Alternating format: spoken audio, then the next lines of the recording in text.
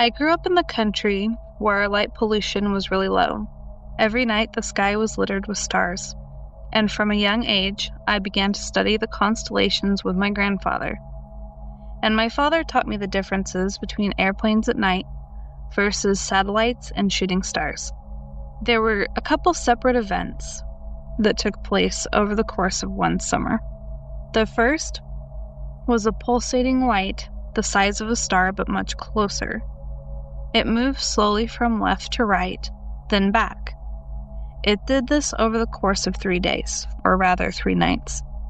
I watched it long enough, it almost began to feel like whatever I was watching knew I was watching. It was then on the 3rd day that once it moved to its position on the right, it moves faster diagonally down to the left, then shoots off diagonally up to the right. It was so fast, when it disappeared, it was as if nothing was there. And this feeling was left over you that you just felt like you had no idea how to process, like your eyes just had no idea what it just saw. Later on, in about the same airspace, another pulsating light traveled across the sky, about as fast as an airplane, only to shoot off at what seemed to be hyperspeed again, in a way where your eyes just had no time to process what it just saw. It was then, at the end of summer, and this was in 2004, that things ended up kind of crescendoing. I had a friend over and we were set up to stargaze. It was about the blue hour when the stars were just beginning to show in the sky and there was just a little bit of light left from the sun and the moon was out. And we were sitting where we had a big rock garden full of different kinds of rocks that were like agates and stuff, so it wasn't your normal gravel or stones. And so it made a very distinct sound when you walked on it, kind of like a ting instead of a scrape or a crunch. And we began to hear these sounds that sounded like footsteps. And we both ended up looking behind one another and saw nothing. And our fear grew to the point where the fight or flight mode kicked in, and we ran as fast as we could back into the house. And then we, ran straight into our room. And my room was on the very top floor. There was no way that anybody could get up to my room unless they had a ladder. And the yard was kind of at a slope, and so it wouldn't have been really safe to do so anyways. So, there we were, back in the house. We felt safe. We thought everything was fine. And we were sitting on the bed, and I was facing my door, and my friend was facing my window. And all of a sudden, my friend, she freaks out, and she throws herself on the bed. Her face is buried in the pillows. I can't get her to tell me what's wrong. And finally, when I was able to kind of have her sit up and tell me what was wrong, I saw that she was crying, which she really wasn't known to do. And so she finally told me what was wrong, and all she could say was that she saw what looked like elongated fingers waving at her from outside my window.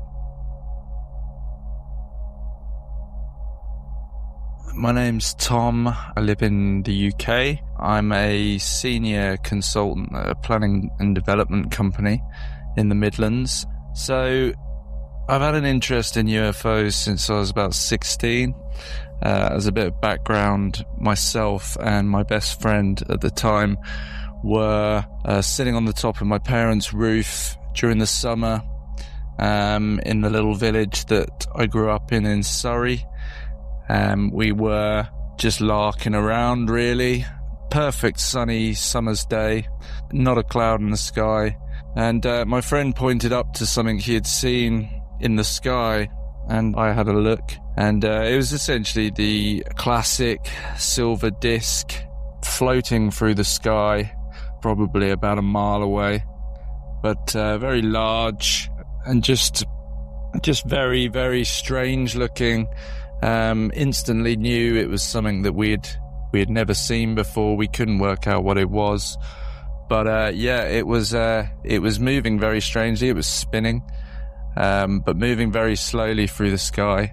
And it had this sort of wobble to it, which since that time, I've seen videos of silver discs. When they move slowly, they seem to sort of wobble. But yeah, so that got us interested, got me very interested, and I've been sort of researching it ever since. So yeah, that's how I got into it. But basically, the story I want to tell you is basically one from October 2016. I live in the Midlands now, but I grew up in that village I just told you about. And my parents and friends, a lot of my friends still live there. So I was going back at the weekend, like I sometimes do, to visit friends and family. I'd been out round my brother and his wife's house, who live about 6 miles away from my parents' house. It's very countrified place. It's all sort of woodlands and little villages and hills. Very beautiful. So yeah, I'd been watching a movie around their house till quite late. I think it was about 12:30, and I started sort of thinking about going home. So said my goodbyes, started driving back the way I normally drive back, down a country sort of road, which is very straight, which runs through the Surrey Hills. The same thing I've done countless times, hundreds of times in the past. And as I was turning the corner to go onto this straight, heading towards the direction of my parents' house, at the end of the straight, to one side, there's a field, and on the right-hand side, and then on the left-hand side, there's another field, but with hills beyond that. Essentially, at the end of the straight, I saw this orange pulsing light, very large, and just sort of hanging there in the sky. It looked very odd instantly, and I was perplexed. So driving quite fast down this straight, as I started approaching this light, I realized it was just hanging 20 meters above the ground in the field to my right, and it was pulsing. It was like this sort of burnt orange light pulsing. Very, very strange, very strange. As I drove alongside it, I could see that the light was attached to something big and black. I couldn't see the outline of it. I just knew there was something very large and black just hanging there in the sky. The pulsing orange light was just sort of mesmerizing, and it made it very hard to see what was beyond there. But it was just very strange. So I started sort of getting a bit flustered, as you would, as my mind was racing, trying to think what it could be. Nothing was really adding up. As I drove past it, I slowed down, wound my windows down, and it made absolutely no noise whatsoever. But it was just sitting there in the sky, not far off the ground, with this pulsing orange light. So obviously this blew my mind. I drove alongside it. Like I said, I started driving past it. At that point, I was very aware that the thing had started moving. So it was kind of heading parallel with my car. So every time I looked right, it was there. I drove to the end of the straight quickly, as you can imagine, starting to sort of get a bit panicky, heart rate starting to race, because it felt like this thing had been triggered by my passing it. At this point, it was about 1:45 in the morning. No one around on the roads. So I drove to the end of the straight. I sped it. I know these roads like the back of my hand, so I was going very fast to try and shake this thing, because it was starting to worry me. So I got to the end of the straight. I drove round the corner to the right. There's a few windy corners going up a little hill, but it was always there. It was always there on my right-hand side. It was moving over hedgerows. It was moving over trees, only a little way above treetop height. But it was always there. If I couldn't see it directly parallel to my right, I would look in the mirror, my wing mirrors, and it would be there. And so I basically decided to take evasive action.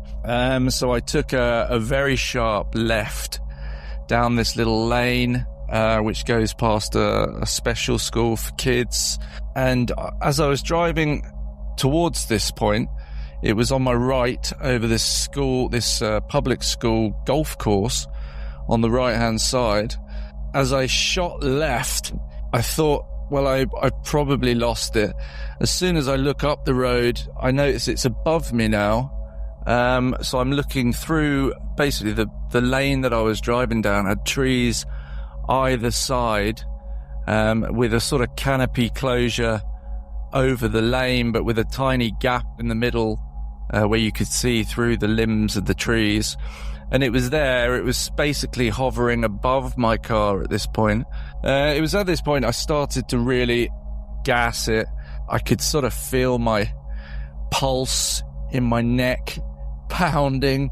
My heart was racing. I was starting to sort of really panic, actually. It was quite unsettling, because it felt like this thing was following me.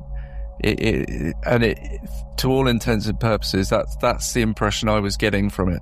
Being into this field, I've read countless stories about abduction and stuff like that. So you can imagine what was going through my mind. I just wanted to get home. I mean, I always thought if I saw another one, I would want to stop and I would want to look at it and I'd want to take it all in. But at this point, I wanted to get out of there. So I drove down the end of this road. It's very windy, and it was always there above me, but then it fell back, or it seemed to sort of drop back a bit as I got to this T-junction, which was the last junction before this final road, which is a bit more well used towards the village that my parents live in, so the western end of the village. So I turned right down there. I couldn't see it anymore. I was like, wow, what an experience.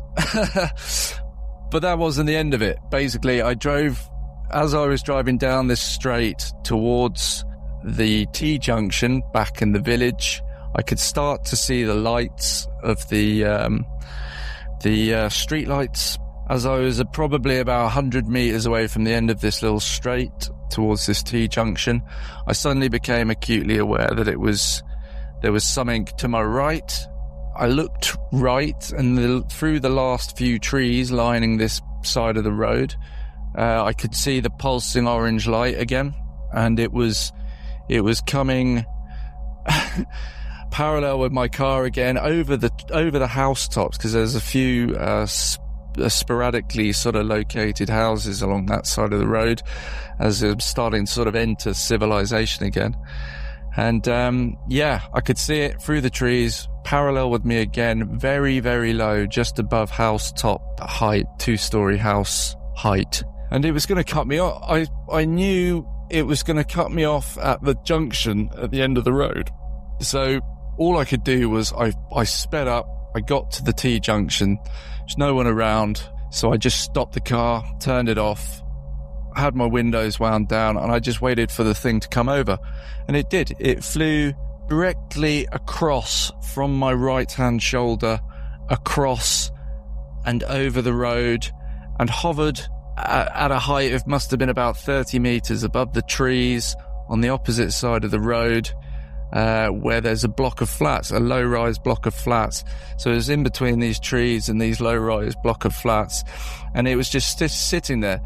But the weird thing was, as my mind was sort of boggling at this thing as it flew over and making absolutely no noise whatsoever, pulsing orange light was still there, and it made it very hard to see what this thing that it was attached to was like. But what I remember of the shape was it wasn't a typical sort of silver disc. It had similar sort of characteristics, but it looked kind of like more like a closed seashell, if you kind of catch my drift. And on the side of the seashell that would be the sort of joint side, that side was facing me, so it tapers off behind that. It came across And on the side that was facing me, there was this, what I can only describe as a huge window, some sort of viewing gallery. I mean, it was probably about maybe 8 or 9 feet, 10 feet across. In this window, I was staring at it, and I could see figures. There was a figure, the silhouette of a figure, standing at the window, looking in my direction. I couldn't see whether it was human or what, but it had a head, 2 arms, and a body. That's all I can tell you about that. But I could see in the background there was stuff going on behind this figure. There were 2 separate figures which were doing things in the background. It looked what I would sort of have thought maybe they were doing things conducive with operating this craft. And yeah, as it came over, like I said, it hovered above these trees on the opposite side of the road. My jaw was on the floor. I was just looking at it, trying to sort of get my head around what it was I was seeing. Nothing really prepares you for that sort of encounter. So I decided to floor it, common sense. Now I would have got out and photographed the bloody thing. But yeah, it was just one of those situations. I felt in peril, essentially, and I just wanted to get back to my folks' house. So I turned right. I sped off down the road. I turned round to look at this thing one last time to see what it was doing. And the last thing I saw of it, it cruised off over the top of this block of flats, low-rise block of flats, and towards the field beyond it. I sped home. I couldn't get out of my car for probably 20 minutes because I was absolutely petrified. I couldn't sleep that night. When I eventually got into the house, I couldn't sleep. I was up all night. I was looking on the web to try and find someone to report it to.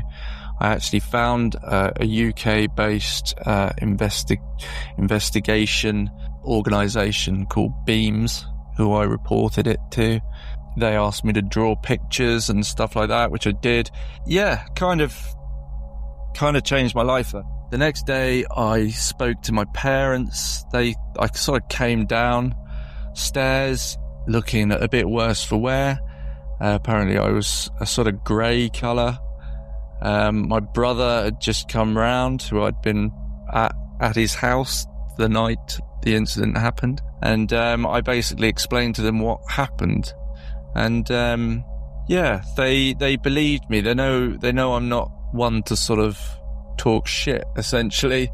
So that was mad. Yeah, that was crazy. So that stayed with me for a long time. And since that time, I've seen this thing definitely another 2 times, but always at the same time, the same sort of time period. So it seems to be between 12:30 and 1:30 in the morning. So I don't know whether I was just on its rounds, so to speak, or in the path of its rounds that it's doing.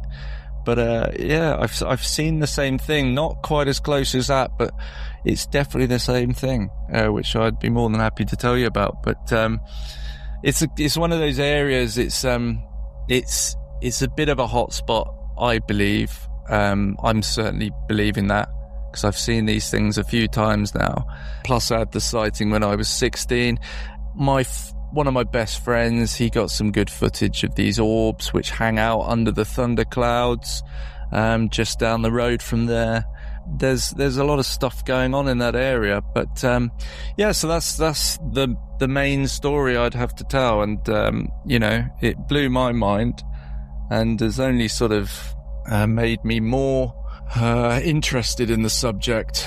If I was to give my opinion as to what it was, whether it was ET or one of ours, I don't believe we've got that sort of stuff. I mean, it's not impossible, but I just don't buy it. To fly it so bold as brass and so blatantly it just doesn't make sense that it would be one of ours. Plus, our military is pretty poor nowadays.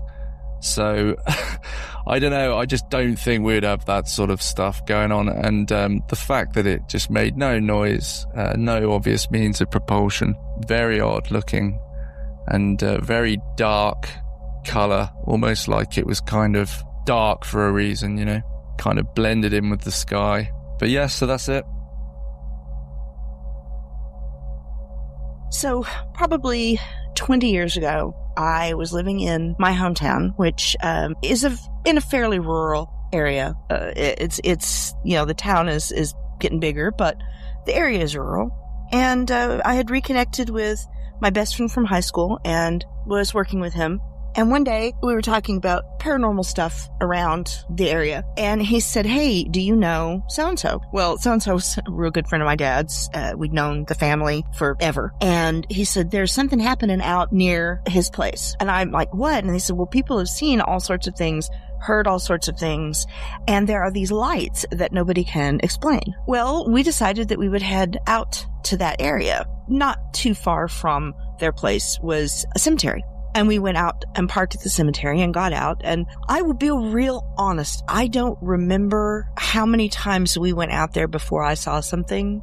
I know it wasn't very many. The night that I first saw something, it was one of those huge, bright full moons. And it was late summer, I think. Man, it was gorgeous, just bright. I mean, almost daylight bright, that kind of moon. Standing out in the middle of the cemetery, all of a sudden, this light, I don't know any other way to describe it than this light came on. It just clicked. There was no beginning. There was no getting stronger. There was nothing. It was just suddenly this huge white pearl in the sky. It wasn't right next to the moon, but it was fairly near enough that it was light enough. There was no way there was anything behind it. It wasn't, it was perfectly still. So of course it wasn't a plane. It wasn't a helicopter. It wasn't a flare, because there was nothing to it. Nothing exploded. Nothing came up behind it. Nothing at all. And it hung there for, I think this one was just a few seconds, and just went out. No fading, no breaking up, no nothing. Just clicked on, clicked off. I had never seen anything like it before in my life. And I've seen so many different things, every kind of aircraft, every kind of satellite, every kind, everything you'd imagine I've seen. This was big. If you'd held a dime up to it, it was like dime size from my point of view. I couldn't tell how far away it was. I couldn't tell anything like that, but it was a light not attached to anything, a light not part of anything, just a light. In the times that I went back, I saw multiple. I saw one or two or three. I saw three come on at once and then go off at once at the exact same time. I saw them pop on one at a time, and by the time the last one in a row gone on, the first one was going off. Not synchronized, but in that kind of staged effect. Never once, ever did I see any place that this stuff came from. Any sort of... There wasn't any... It was just a light that just turned on and turned off. Sometimes they were smaller, sometimes they were larger. Sometimes there was one, sometimes there was 5 or 6. Sometimes it would be minutes in between lights. Sometimes it would be seconds. I've even seen it where lights would come on, go off, and then it was half an hour before more came on. So after having experienced this multiple times, I was at a conference and talked to someone who was giving a talk on phenomenon around the world. One of the phenomenon that was mentioned rang a bell. So I connected with this guy and realized that we were talking about the same thing. And after that, I was invited to actually go on the property where most of the activity had been. Now, there were other things that other people saw, but the lights were the main thing that I saw. I saw little things, but the gentleman who spoke that I connected with had been out there multiple times, was out there multiple times while I was out there, did a considerable amount of research, working, testing, everything you can imagine, and had not, the last time that I was there and saw him, had not come up with anything. Other people had apparently been out there and had not been able to come up with anything. So definitely not something that's easy to make sense of or to figure out. It would go away for months. I think it's gone away for years at a time. And then it would come back, last for years and go away, last for months and go away. There was no predicting it. All times of year, all times of night, from early dark to, early in the morning. I've had the privilege to see it. I can't even tell you how many times we were going out there every weekend for several years. I can't explain what this phenomenon meant to me or did to me. I would walk down into the field by myself and just look up and watch these lights. I felt something. I'm not saying these were aliens. Absolutely not at all. It didn't even seem like that, although people had experiences with craft and things of that nature in this whole area, not just this land. But this felt in my soul like an intelligence reaching out to me. It was profound. It was magical. It moved me to my very core then. And the thought of it can move me to my very core now. Just a bunch of lights in the sky, but they were amazing. Perfect, round pearls of light that would appear and disappear without a sound or a movement or a shadow or a mark. Amazingly perfect signs of something that we needed to pay attention to. I just wish that I had been there for the rest of the message and not just the first part. It's been 20 years. I hope I see it again someday, although I'm far, far away from there now. I hope that someday I get the answer. Me and my wife were both musicians. We were playing a gig that night out in the suburbs of Chicago. And we were driving to that gig. It was probably around 5, 6 in the afternoon. It was still daylight out. And if you ever lived it or have been to Chicago, you know that usually, no matter where you're driving, there's a lot of cars all around you. And we were driving along, I can't remember which highway it was. Maybe Highway 290. Is there 290 or 295? Or 294? I can't remember. Anyways, it was pretty much bumper to bumper traffic, except the traffic was flowing at about between 45, 55 miles an hour. And so it was a nice steady flow. And I'm driving the car this time, and my wife's in the passenger seat. And I look up in traffic, and I saw this black balloon descending out of the air. I had no idea where it came from. It was just, I just looked and it was just there. And it's descending towards traffic. And I kind of nudged my wife and said, "Hey, check out that balloon up there in front of us." I don't know why I felt the urge to tell her about it, but I just had this weird feeling about it. And she looked in the sky and goes, "Oh, that's just an airplane." And I go, no, not the airplane, because there was an airplane in the sky. I said the balloon out in front of us, because this balloon was descending towards traffic, and she saw it, and she was like, "Oh, well, that's weird." And we're watching it, and it's getting close to the cars at this point.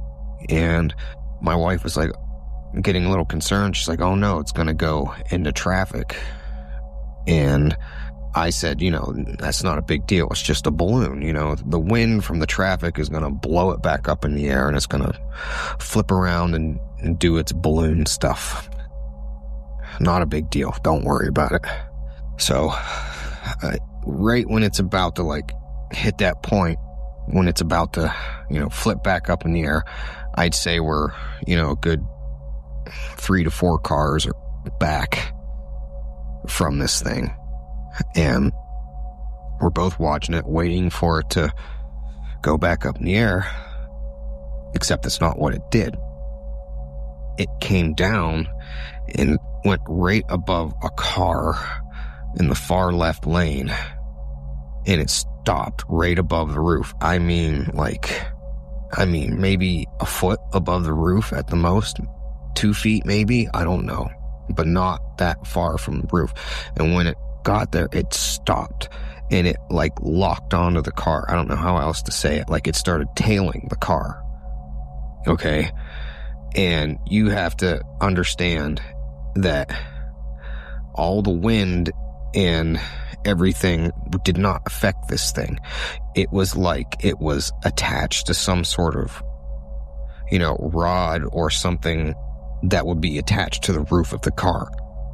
That's how still and how right in line with this car it was. It's just tailing it. It was matching its speed. Remember, we're going between 45, 55 miles an hour. And it matched every movement of this car going around the turns. And right then I was just like, oh man, what the hell is going on? And then I watched it ascend back up in the air. But when it went back up in the air, it went straight up in the air, and it was still keeping pace with the cars underneath it. It was still going at the same speed and going straight in the air. I mean straight, no weeble wobbling or anything like that. And the wind didn't affect it. Okay? And it went to the right to the next car over. And then it descended again and started tailing the next car next to it. The same thing as it was doing the other car. Keeping pace with it. Not moving, not budging. It just stayed there. And after it did that for a while, it rose back up in the air straight, and it kind of stopped tailing the car, meaning that like it stopped going 45 to 55 miles an hour. It was like it was done with it, and stopped going with the speed of traffic. And at that point, when it was rising in the air, we drove right underneath it, like directly underneath it. And me and my wife both looked up in the air at it, and I saw it up close. This wasn't some light in the sky thing. This was in broad daylight, up close. It was not that high above our car when we drove underneath it. And it was a solid black ball. Round ball. It was solid. There's no wings, no exhaust, no propellers, nothing. No means of any propulsion on it. It was aerodynamically impossible. How does a solid round ball with none of those features even do anything, let alone do and maneuver in the way that it did without any kind of turbulence or air or anything affecting its movement? It was, I don't know, it was like outside of everything, I don't know how else to say it. Kind of like, like you hear about maybe it was warping the space-time or gravity around it or something like that. Maybe there's some sort of bubble it was in that everything else just, it didn't affect it. I don't know. But that's all I have to say. The only other thing I can think of is if it was maybe some sort of mesh material that was so woven so tightly that it appeared like it was solid, like it was a solid black. But even then, that still wouldn't be able to do what it did. It wouldn't that would indicate maybe there were propellers inside of it, but like if it was a mesh wiring or fabric or whatever that was so tight that it appears completely solid, and I mean solid black, just a solid object, that it would, there's no way it could do what it did. You know what I mean? There's no way. As we drove under it and we got past it, and I wish I could have just kept looking at it, but I had to drive. I couldn't wreck the car. And I was just sitting there thinking, I didn't see that. that didn't happen. I was like trying to like pretend like it didn't happen. And then I looked at my wife and she started screaming and going, what the hell was that? Wah! And just yelling at me. And that was when I was like, okay, I did see that. I'm not making that up. That just happened. And we went to the gig, and one of my other bandmates and good friend of ours was there, and we looked at him and we go, we think we just saw a UFO on our way here. And he just kind of looked at us and smiled and gave a little laugh, and that was it. We just didn't talk about it after that. And we went on overnight, played the gig, had a good time. And then afterwards, got on the internet, to try and, I just did a search for, circle drones or spherical drones. And I found a video of a thing that the Japanese government made, this sort of drone that they made where it was a circle, but it was a wire frame. Like, you could see the propellers in the different like little wings and things that help it move around inside. You could see the inner mechanics of it. It was not the same thing as I saw. It wasn't solid at all. It was wide and open. It was just like, if I remember correctly, it was just like two like circle rims. It was an open thing. It wasn't solid black. And like I said, I could see the propellers in it. And this thing moved very, very similar to what we saw. It was the closest representation that I could see to tell, kind of show someone like what we saw. But it wasn't that drone. There was a little bit, you could tell that this drone still like, it's like a helicopter or any other kind of propeller type of mechanism that has to obey the laws of physics, like there's little bobs and weaves in the way that it moves. It can't just go straight up and over and down. Like the thing that I saw moved, it was moving in straight lines, direct straight lines. There was no kind of, I don't know how I'll describe it. So that was the only anything that I could find remotely close to it. And like I said, it wasn't it. And a couple other things that happened is we reported it to the police. We called the police and they got mad at us. We tried to be completely honest with them, but they thought we were trying to pull a prank on them, and they scolded us a bit. And they said to us, "Sir, there are things that we do that protect you that you don't know about," and all this stuff. And I was kind of like, yeah, but not this. And, that went nowhere. I even made a report to MUFON, and I don't know what I was expecting really to get from them. They're pretty worthless. Because I wrote out a report for him, and I got an investigator guy, and I told the story just like I told you. Even like in the beginning, I said I thought it was a black balloon at first until it moved this way. Then obviously it wasn't a black balloon. And the only response I got back from the guy was, "Oh, it must have been a black balloon."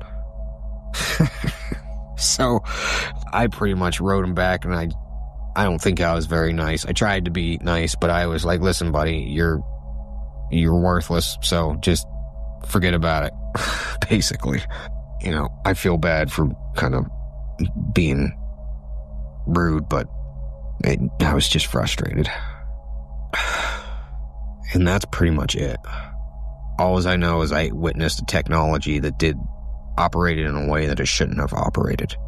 It's a technology that, to me, from my limited understanding, defied the laws of physics. Well, let me say, it defied our current understanding of physics, I should say. Or at least there's more to the picture than we know, obviously. And from that point on, I had to face the fact that there's stuff out there that we don't know about, that we call UFOs, that they're in our sky.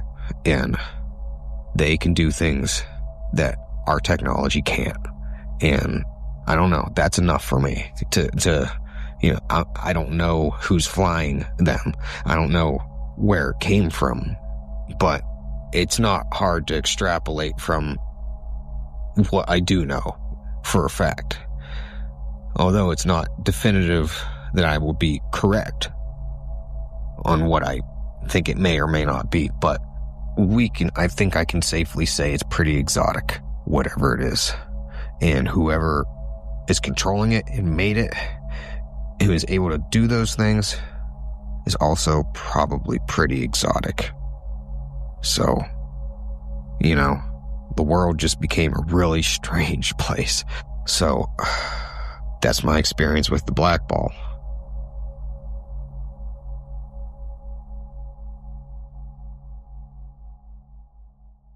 Thank you for listening. Please take a moment to subscribe, rate, and review on Apple Podcasts, Spotify, or wherever you get your podcasts. If you have a UFO story you would like to share, send us an email to discuss further. myufostorypod@gmail.com. That's myufostorypod@gmail.com.